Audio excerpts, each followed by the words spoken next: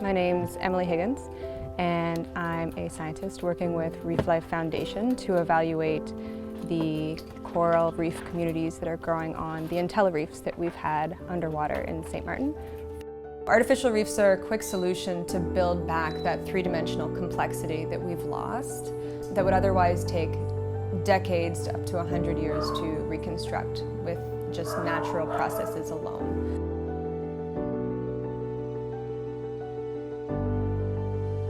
My name's Ian Kellett. I'm an underwater filmmaker, explorer, scientist. We have the reefs in the water for a year, so we brought down scientists and people who have lots of experience looking at man-made structures underwater and assessing whether this material is better than any other material. And what we found is it's covered in life. So the business is Random Wind Charters. We are the support vessel for Reef and for the Nature Foundation. Reefs are great because you can place these where you want them, and they're growing corals so much faster than whatever else is in the sea.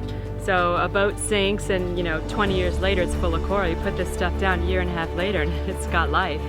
It's got fish and coral. It's incredible. We're super excited about it, and we hope our government steps up and gets a whole lot of it. So here we are. We just dove on the Reefs after a year plus being in the water, and there were 6 different recruits from a wild spawning event that landed and started to grow on the Reef. Our livelihood is based on people wanting to come here, and most of the people that work here either grew up here or have lived here the majority of their lives, so they've been able to see the difference in how the environment used to be in comparison to how it is now, and they're really passionate about preserving what we've got and trying to make it a little bit better. We've just done phase 1 of an experiment. We've learned a lot. We've learned that we can invite wild coral to land and recruit on there. We've learned that the diversity is incredible. So much more to learn. There's so many different ways we can iterate this forward.